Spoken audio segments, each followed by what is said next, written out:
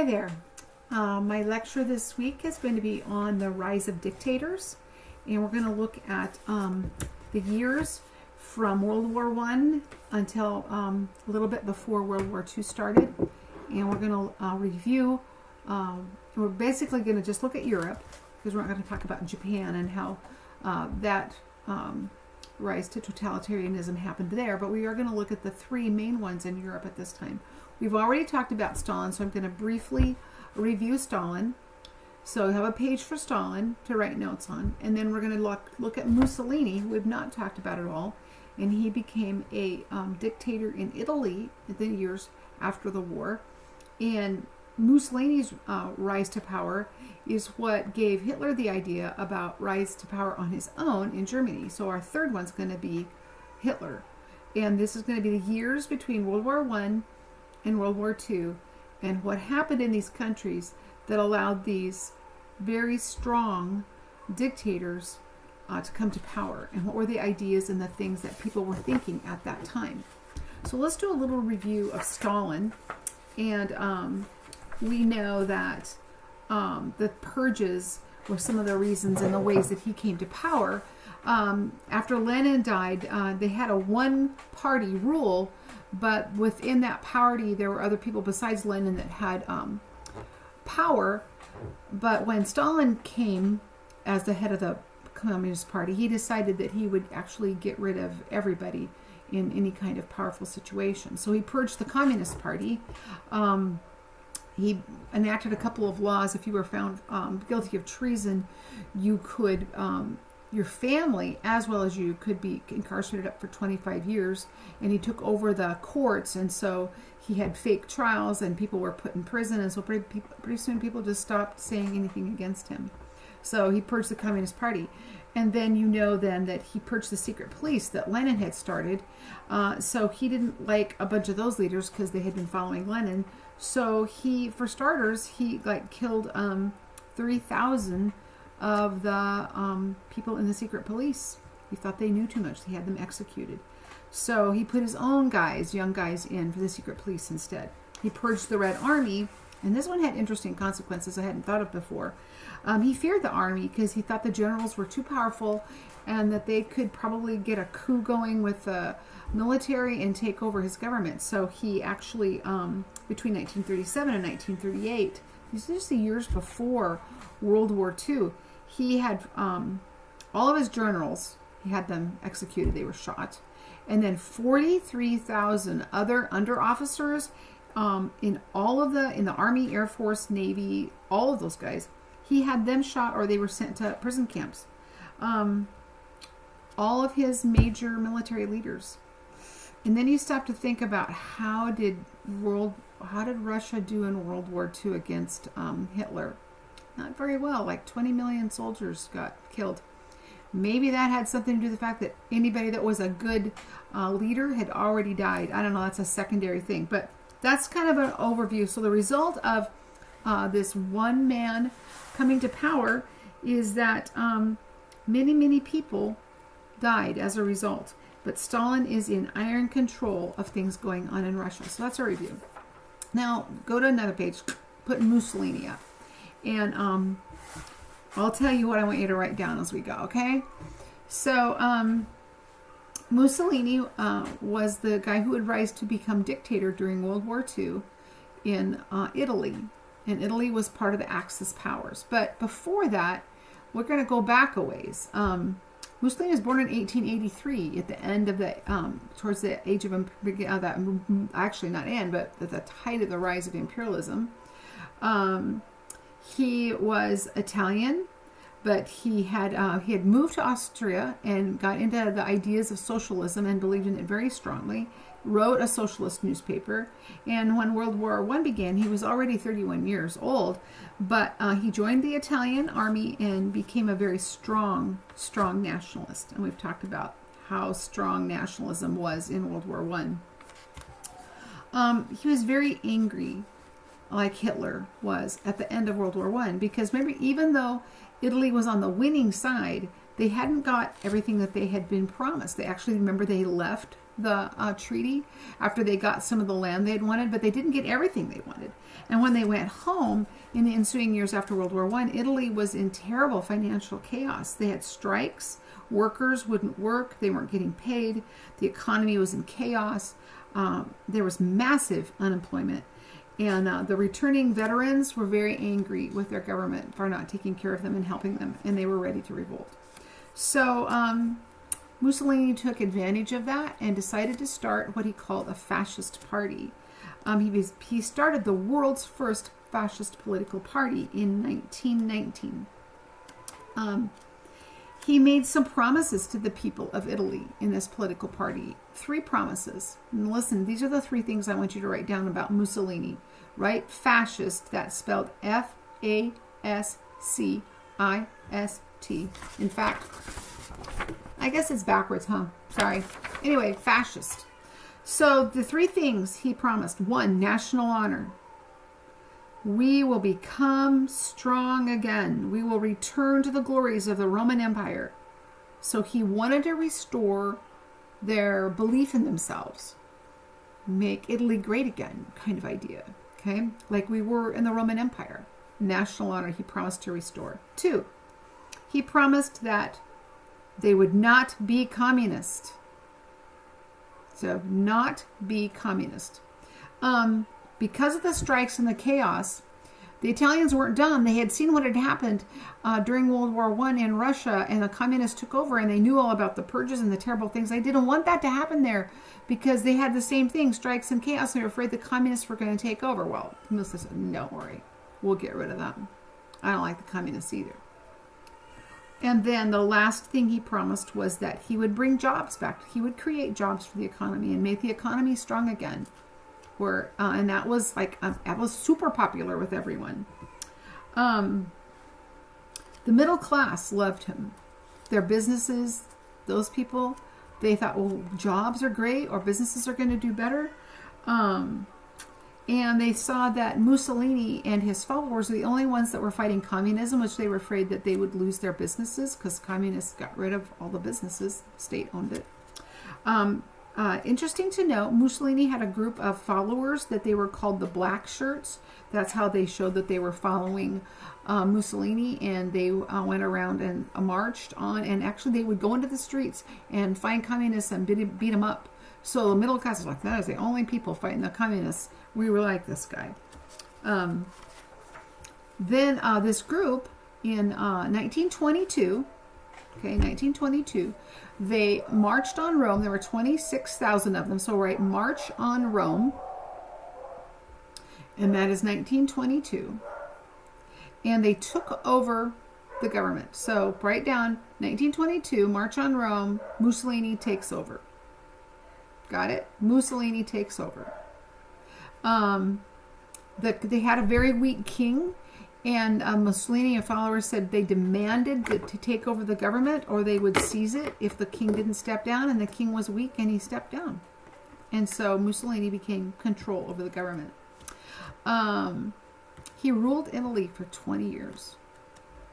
So obviously somewhere in the middle of World War II he steps down. But he had iron control there for 20 years. Okay, so let's talk about some of the things that he did. He abolished all political parties but the fascist party. He nationalized all the industries. Now we're like, well, wait, that's what, he had promised he wouldn't do what the communists did. Well, yeah, this is like one of the few differences between fascism and communism. He let the people keep their businesses, but the government told them what they were supposed to do.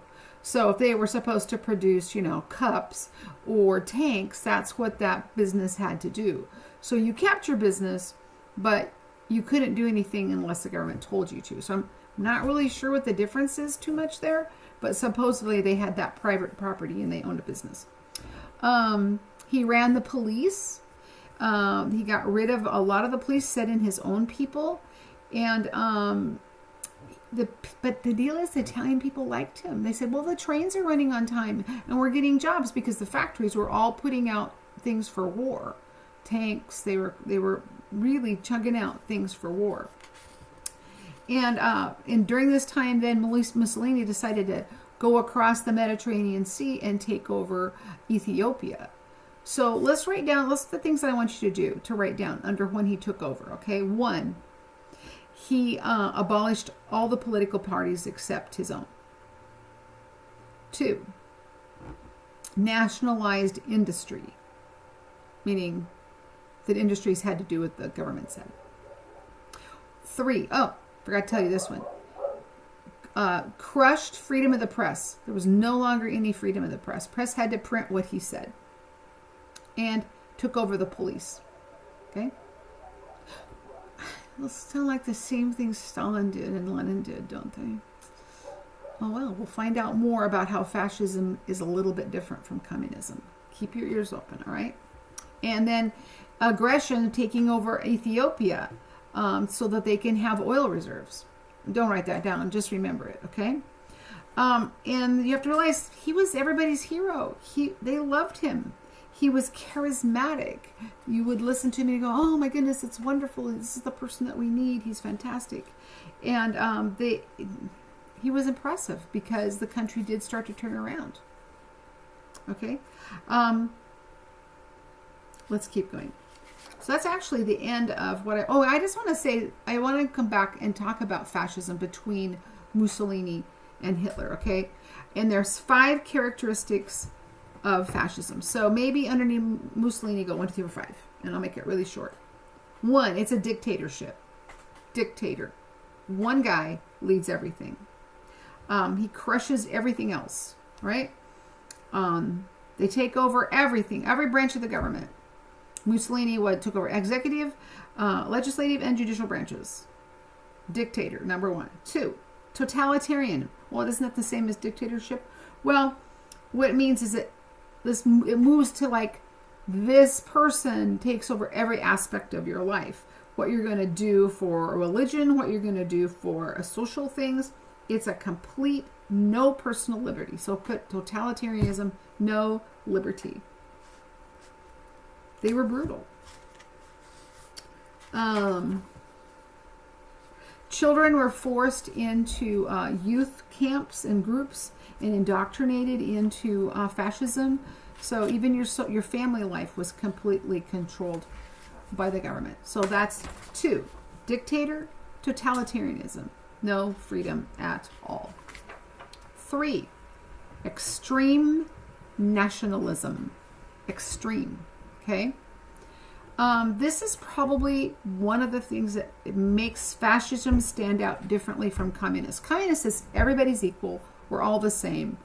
Yeah, they wanted all control of everything, but they don't call out different people from different countries as being less. They're fine if whatever you are, as long as you want to have a communist idealism. But fascists know that, and the fascism is like our race is the best and everybody else is subhuman. Okay, this was true in Italy and it was true in Germany. We've already talked about how it was true in Germany. So extreme nationalism. Their country is the best, and if you don't believe that, we'll take you over and start a war. So it's also then extreme nationalism is for racist. Okay, it could be against any group. Mostly in this case, it was against Jews, gypsies, communists. They didn't like that. And then the 4th one, it was a war-based economy, or you can just write war, because they believed that war was glorious. We're back to that. Okay, they want a war economy, and war makes things run. Okay. When their economy is ready to go, they're going to start a war. So those are the 5 things. They're popular. That's sort of interesting. Don't write this down, but I'll tell you, they were super popular in their day until the consequences of these things became known. They solved this national crisis at the time. They appeal to people's worst instincts. It's really nice to have someone to blame. Oh, it wasn't our fault. For Germany, it was everybody else's fault at the end of the war. For Italy, it was the communists' fault. The dictator has to have charisma. That's a thing about fascists are popular because the guy sounds so good. Nationalism is appealing. It's nice to wrap yourself around the flag and go, oh, our country's so best. Our country's the best. and then they had simple solutions to complex problems. This guy says, well, I'm just going to solve the economy problem. Don't worry about it. I'll create jobs. Well, really, the process of creating jobs in an economy is time consuming, and it takes several things besides one person running the show. So that's a false thing. We have to be really careful when we hear a simple solution to a complex problem. I want to end Mussolini with 3 quotes. You don't just listen, don't have to write these down, but this gives you a really good idea where this guy was coming from. This was the Italian worker needs a bloodbath for its force to be renewed. A bloodbath. That's what we need, is a bloodbath? Okay, second, we have buried the putrid corpse of liberty. Whoa! They were liking that? I'm not kidding you guys. These people were loving this. And then war alone brings up to its highest tension all human energy and puts the stamp of nobility upon the peoples who have the courage to face it. Well, if you don't like war, then you're just very not a good person. You're a coward. So yeah, these were the things people were liking. But I'll have to tell you, for a time, the economy did get better, and it looked like his ideas were flourishing. But in the long run, yeah, these ideas are not a good deal. Okay, so guess who thought Mussolini was the best guy ever, and he was his hero? Yeah, we're going to move to Hitler, because Hitler loved what was going on in Italy, and he loved that they were fighting the communists, and he loved that it was a racist thing because he had become a huge anti-Semitic person in his young life. So here we go with Hitler. Just listen, and I'll tell you when I want you to write something down. He had an older father in his 50s, and his mom was just 28. It was the man's third wife, and Hitler grew up. This man, they lived right on the border of Austria and Germany. They were a middle-class family. In high school, he was a very poor student. He and his father fought, but then his dad died. And at 16, Hitler left school, decided he just wanted to be an artist. He stayed around home for a couple of years, as somebody said, daydreaming about his glorious future, because already then he thought he was a pretty awesome person. He went to Vienna, and he tried to get in the Academy of the Arts because he thought he was an artist, and they threw him out. They rejected him. And his mother died, so for several years he lived off his inheritance and didn't hold a job at all. He tried to sell his drawings on the street for a while, too. During this time in Vienna, though, he became very paranoid and began to hate the Jews. In fact, he started believing that the Jews were the source of all the problems of Germany. In World War I, he was 25 years old, and he fought on the Western Front against the Brits and the French. And he had gotten hurt by mustard gas and gone to the hospital, and towards the end of the war, and he thought that Germany was winning. He really believed when he went in. And if you look at some of the situations of which he was in, it probably did look to him like Germany was winning. And while he was in the hospital, when the armistice happened, he goes like, what? We were stabbed in the back. He believed there was some sort of conspiracy to stop the Germans from winning. And so he came up with the idea that it was the Jews. He blamed the Jews. And he decided at that point he would become the Mussolini, or the savior of Germany. So you have to understand then, during this time, Germany was having a lot of the same problems that Italy was. There was a crisis in the economy, strikes, chaos. Again, there were people in Germany that had looked at the communists and we don't want that to happen here. Anything but what the communists want, we hate that. And so they were searching for leadership. And most of the other political parties at this time in Germany had terrible, terrible leaders. So, hang on. I gotta turn a page. Give me a second. Okay. Here we go. So, Hitler starts this nationalist party. He doesn't call it he actually calls it, he calls it the fascist party. And he started doing talks to everyone about how he was going to avenge the World War I.